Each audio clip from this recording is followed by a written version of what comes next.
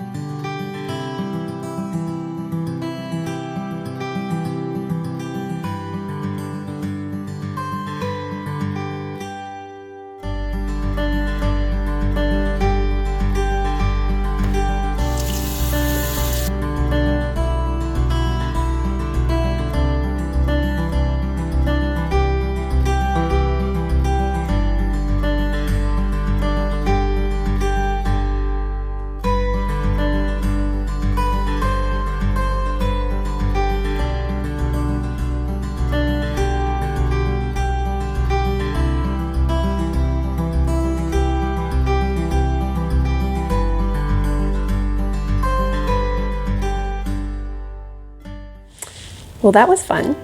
I had never tried steam dyeing before, and I've been curious about it. It's very popular out in the eco dye world, and certainly something worth investigating, especially if you have flowers that you are recycling from a bouquet. Petals you can scatter in all different kinds of ways to make very interesting patterns. You may be wondering why I chose to put the petals into vinegar and iron water, and that was simply to see whether or not those modifiers shifted things in terms of the way that the print attached or the color that attached to the silk. And although there wasn't a big difference with the vinegar, there was a darker color spectrum that was developed from using the iron water, which I expected. And certainly I could have played around with increasing volumes of those to make an even stronger difference. So definitely keep experimenting. You know, if you're watching this channel, that I love iron water and I use it a lot in my own practice. So next time on Color Quest, we are going to look at roses. And red roses specifically make a really strong steam dye as well.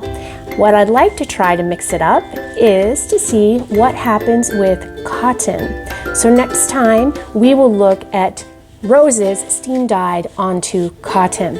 And I think we're even gonna put in some leaves next time. So I look forward to seeing you as we continue to explore flowers and how they can be an incredible part in our dye practice. And I'm excited because there are so many options. And I'm hoping that it will spark you to try different things. Maybe you'll get some inspiration on other types of flowers. Thank you so much for joining me at Color Quest. I look forward to bringing you new content every Friday as I explore the wide world of natural color. I hope you have a wonderful week. Look forward to seeing you next time at Color Quest.